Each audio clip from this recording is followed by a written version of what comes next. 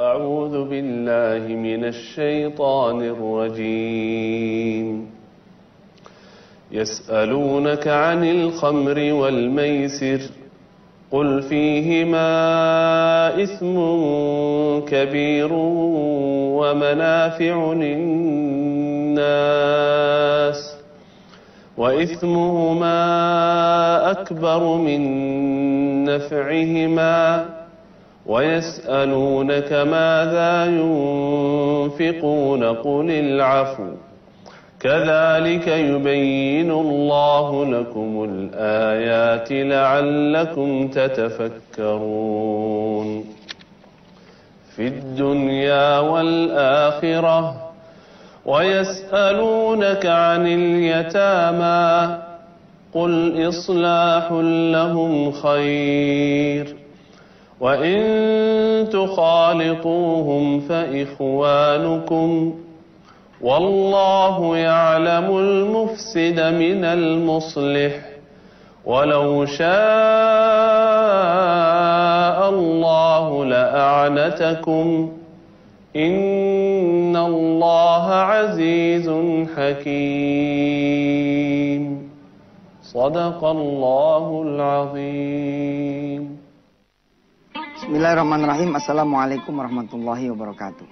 Saya berharap pemirsa, hari ini terakhir kita membahas tentang konsep Allah dulu, Allah lagi, Allah terus. Harapan saya saudara makin pinter dan makin mengembangkan di semua urusan saudara semua. Jadi nggak perlu lagi deh tuh kita tambahin materi ntar Senin kita udah pindah ke materi segitiga wisata hati. Pengembangan dari konsep Allah dulu, Allah lagi, Allah terus. Buat saudara-saudara pemirsa yang insya Allah masih membutuhkan kajian-kajian yang lebih intensif lagi, saya bersama Wisata Hati atas izin Allah dan Antv ini, kita akan berkeliling ke Nusantara lewat kajian off-air-nya Wisata Hati Antv, lewat DVD.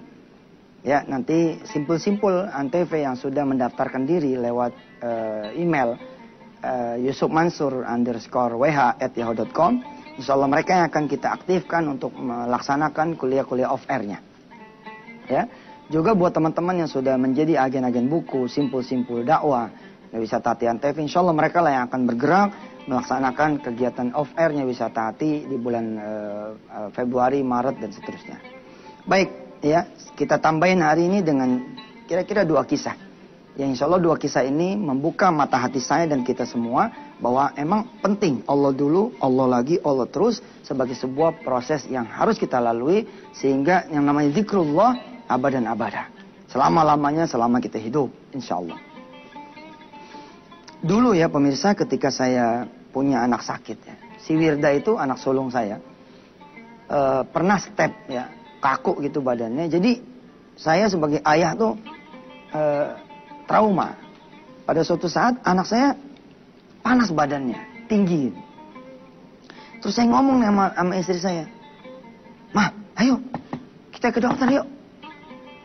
Nah, ini kan ke dokter hukumnya wajib ya. Sebagai ikhtiar tuh dia ya wajib, nih bahasa Indonesia lah, bahasa saya Betawi gitu ya.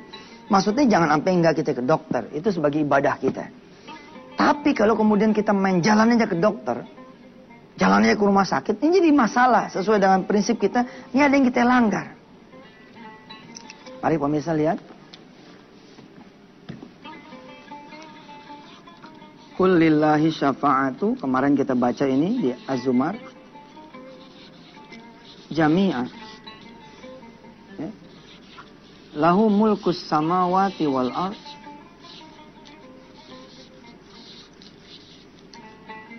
Ya. Thumma ilaihi turja'un. Az-Zumar 44. Jika semua pertolongan itu milik Allah, kenapa kita membelakangi Allah? Ya, mestinya kita ngadep sama Allah dulu. Lahu mulku samawati wal ard, karena semua yang di langit dan di bumi, termasuk klinik, dokter, rumah sakit, semua milik Allah. Tsumma ilaihi turja'un. Dan kita akhirnya tetap aja ke Allah juga. Kalau emang ke Allah juga, kenapa nggak ke Dia aja langsung? Sehingga ke dokternya kita itu menjadi ikhtiar. Luar biasa. Saat itu istri saya, ya kan saya bilang, ayo mah kita ke dokter dulu mah. Apa kata istri saya? Ke Allah dulu aja. Ya Allah, iya bener. Ke Allah dulu aja. Akhirnya saya ambil wudhu, ya. Istri saya nyiapin barang-barang buat berangkat ke dokter. Terus saya sholat sempetin 2 rakaat. Ya Allah, saya ini sholat beresiko loh ya Allah. Padahal sebenarnya nggak juga ya kan? Toh kita kan ke dokter juga pasti nunggu juga kan, nunggu antrian, jalannya. Waktu itu saya belum ada kendaraan, belum ada motor, ya saya masih harus naik ojek, nyari ojek. Jadi sebenarnya menunda sedikit untuk langkah yang besar, ya. Menunda langkah untuk sesuatu yang besar. Itu kan saya menunda tuh, nggak langsung ke rumah sakit, nggak langsung ke dokter, kita sholat dulu. Ya. Terus saya angkat nih anak saya, apa kata istri saya? Bentar, ada tentengan. Nah ini nih, jadi kita sambil ke Allah, sambil kita bersedekah. Rupanya istri saya itu sudah plastik-plastikin beras, minyak, telur begitu untuk dibawa ke orang-orang sekitar sambil berangkat ke dokter. Cakep.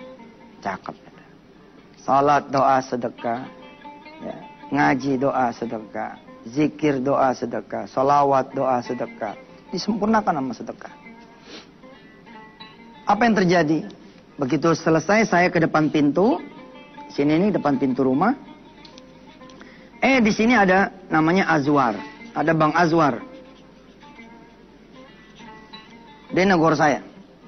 Saya gendong si Wirda kecil, terus ada istri saya. Azwar nyamperin saya. Tat, mau kemana? Mau ke dokter. Kenapa emang? Si Wirda panas badannya. Coba dulu, bentar. Masuk dulu. Ntar biar nyainya si apa dah namanya? Ponakan tuh jadi lupa. Helen. Ini orang Betawi ini namanya Helen. Tahu nih bapaknya nih, ngidam apa kali. Mudah-mudahan Bang Azwar lagi ngelihat ya. Nama anaknya Helen, Masya Allah. Nama orang bule. Ya. Entar nyainya si Helen dah. Liatin si Wirda bagaimana ceritanya tuh. Subhanallah, langkah saya dihentikan oleh Allah di depan pintu. Apa yang kemudian terjadi? Bismillah. Kita akan lanjutkan setelah yang berikut ini. Pemirsa yang dirahmati Allah, ya Alhamdulillah kita kembali lagi di acara kesayangan kita Wisata Tian TV. Pemirsa, saya minta maaf ya kalau banyak bercandanya, banyak salahnya gitu. Pagi-pagi lah ya. Mudah-mudahan Allah maafin kita semua. Jadi saya tadi keluar sama anak saya, sama istri saya dalam keadaan udah sholat. Terus istri saya juga nenteng sedekah. Tiba-tiba Allah memotong perjalanan saya dengan mengirim Azwar. Azwar datang, kemudian dia bilang sama saya, Tat, mau kemana? Saya bilang mau ke dokter. Bentar dah. Kalau emang Wirda sakit, si Helen juga semalam panas badannya.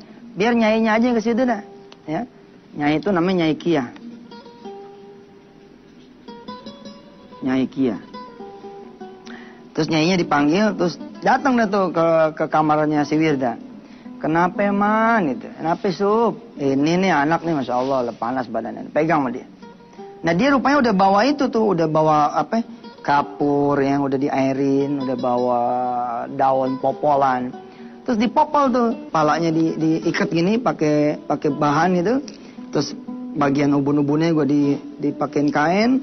Terus perutnya dibuka, dipopol kalau kata orang Betawi, mah. Masya Allah loh, si Wirda diselawatin, di ngajiin, itu diem. Habis itu udah aja dia. Sehat, jalan, Allahu Akbar, saya bilang. Iya ya, kalau Allah dulu tuh, Masya Allah. Ya, kita balik sebentar ke Quran kita. Istri saya saat ini sedang mengaji bersama saudara-saudara semua dan anak-anak saya juga di depan layar kaca. Dulu ketika mau menikah seperti ini juga nih. Jadi waktu menikah dulu ya, saya udah dapat nih satu nama, namanya Maimunah. Terus abang saya ya, Bang Herman namanya, dia nanya sama saya, Man, udah nanya Allah belum? Saya ngerti maksudnya Bang Herman tuh istikharah dulu, tanya Allah dulu, cocok enggak, pantas enggak, boleh enggak gitu. Tapi saya tuh mikir begini, ngapain lagi nanya sama Allah, orang saya udah seneng kok. Ngapain lagi nanya sama Allah, orang saya udah demen kok. Ngapain lagi nanya sama Allah, saya udah suka. Lagian juga kayaknya udahlah, udah perfecto lah gitu. Apa kata Bang Herman? Jangan ngeduluin Allah. Jangan so tahu. Jam 12 malam tuh, malam Sabtu, malam Jumat, malam Sabtu itu saya kemudian mau datang ke rumah calon istri saya. Saya sholat 2 rakaat. Sebenarnya sih sholatnya tidak ada maksud sholat minta kayak teori kita gini, Allah dulu, Allah lagi loh. Enggak, ini sholat penutup malam aja. Udah jam 12 nih, kita mau tidur, kita sholat dulu 2 rakaat. Iseng saya buka Quran. Plak. Begitu buka Quran, ayatnya tuh bunyinya begini. La tuqaddimu baina yadayillahi wa rasuli in kuntum mu'minin. Kalau kamu itu beriman, jangan ngedahuluin Allah dan Rasulnya dong. Sepertinya ayat ini sedang berkata-kata dengan saya. Ya Allah, ini ditegur nih saya. Jangan sampai saya kemudian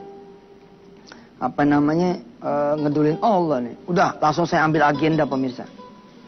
Ya, sayangnya tuh agendanya di rumah lama sih, nyarinya ribet. Tapi ada tuh saya tulis di situ. Apa tulisannya? Tulis begini. Baiklah, gitu. Kalau emang saya kudu nanya dulu sama engkau nih, yang maha tahu. Nih, saya nanya sesuatu yang ribet nih pertanyaannya nih. Jawabannya susah nih di Quran. Apa pertanyaan saya? Ini Maimunah cocok kagak buat saya? Habis itu kan saya tersenyum nih, kayak nantangin Allah gini. Jawabannya jawab. Ini kan susah jawabannya kan. Saya tutup Quran pemirsa. Kemudian saya bismillah, saya Fatihah. Saya bilang sama Allah, kasih petunjuk sama saya. Ini tangan telunjuk saya ini saya pakai buat menunjuk ayat yang saya jadikan ini petunjuk buat diri saya. Saya buka Quran sembarang lalu saya tunjuk. Dang gitu. Ternyata apa jawabannya? Bikin saya tertawa terpingkal-pingkal. Saking senengnya. Apa kata Allah? Nih ayatnya. Surah Al-Hijr ayat 71. Nih ma. Ini nih. Mama nih. Ayat 71 ini nih yang dulu nemenin. Aduh subhanallah saya bilang. Ini memang kisahnya tentang Nabi Allah Lut. Nabi Lut ya datang malaikat Allah ya menyerupai laki-laki. Lalu kaumnya Nabi Lut itu mendatangi rumah Nabi Lut dan ngetok-ngetok pintu, gedor-gedor dan marah-marah. "Hai Lut, kalau punya laki-laki yang cakep keluarin dong." Ternyata Nabi Allah Lut menjawab ya di ayat 71 surah Al-Hijr, "Qala haula'i banati in kuntum fa'ilin." Di dalam terjemahan Al-Quran, terjemahannya begini kurang lebih. Dia, Nabi Lut berkata, "Inilah putri-putriku. Nikahilah mereka kalau engkau memang hendak berbuat." Saya mikir begini. Ini kan urusannya urusan saya toh. Haula'i banati itu tuh. Kalau emang, wah saya bilang, jadi nih gua kawin nih. Jadi nih gua nikah nih. Allah demen. Saya bawa tuh. Ya Allah nih, benar sih bilang. Oke, ada pertanyaan lagi lanjutannya. Saya tanya nih lanjutannya. Ya, cuman karena udah dia mau lewat, ya udah. Lewat aja dulu. Ntar saya ceritain nih episode yang segmen yang ketiga ya. Jangan kemana-mana. Ke kamar mandi juga nggak usah. Tetap di situ ya. Silakan. Ya alhamdulillah pemirsa, mungkin istri saya di rumah ini lagi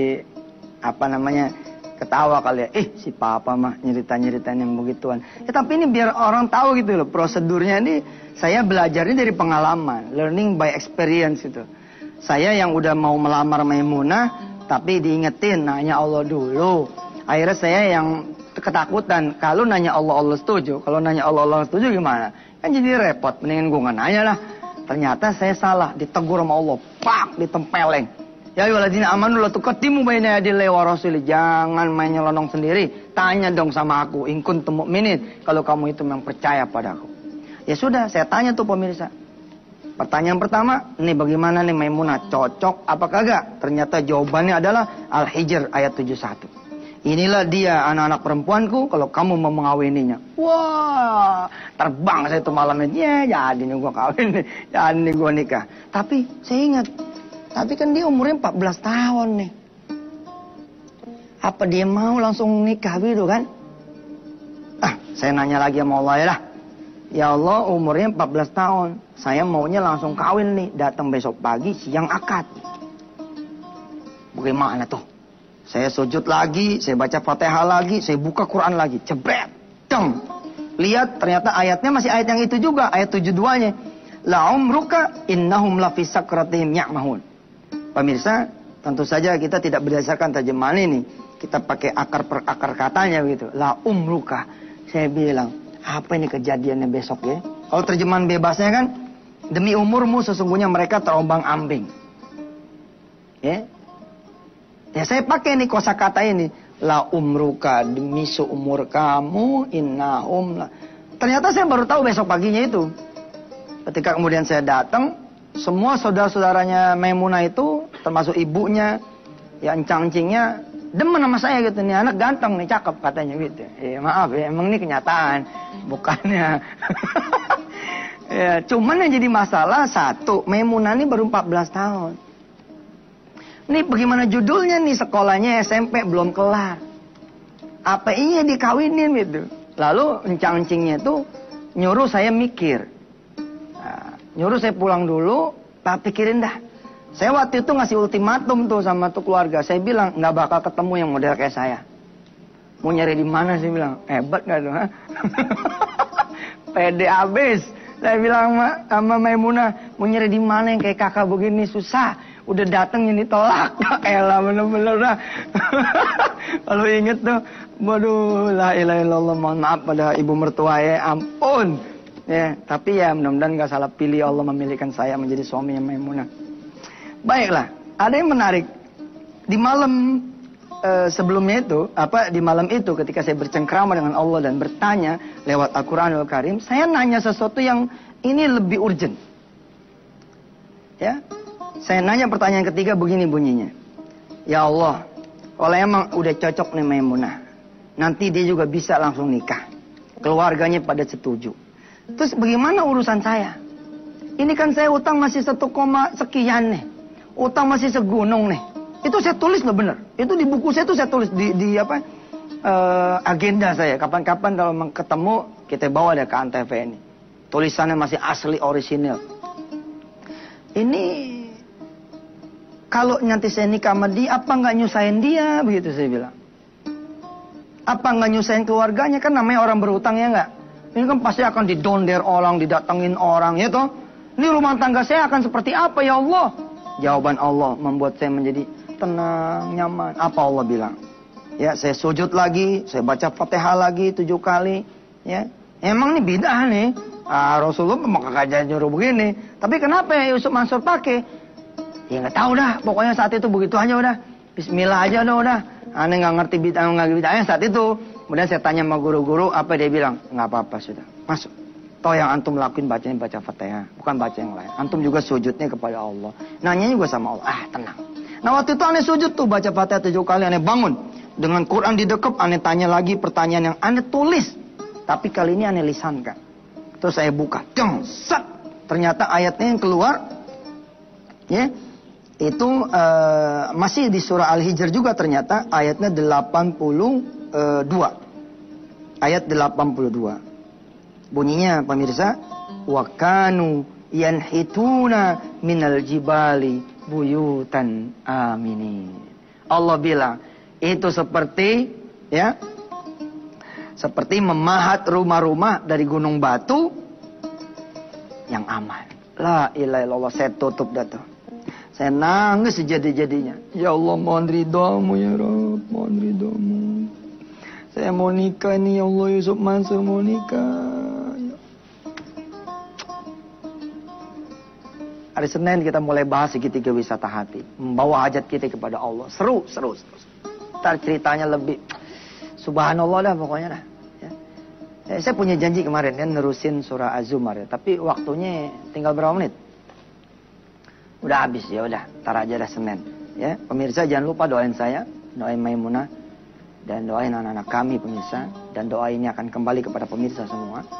Mudah-mudahan di antara pemirsa ada yang mau istiqomah doain Yusuf Mansur. Ya. Mudah-mudahan Yusuf Mansur tetap di jalan Allah lurus. Ya, nggak doyan sama duit, doyan nasi, nggak doyan sama duit, doyan ayam gitu ya. Hah? Doain biar istiqomah di jalan Allah. Saya memerlukan doa saudara supaya saya tetap bisa menjadi gurunya saudara. Dan saya pun tetap menjadi murid bersama-sama saudara semua. Terima kasih. Mohon maaf lahir batin. Subhanakallahumma bihamdika nasyhadu an la ilaha illa anta nastaghfiruka wa natubu ilaik. Wassalamualaikum warahmatullahi wabarakatuh.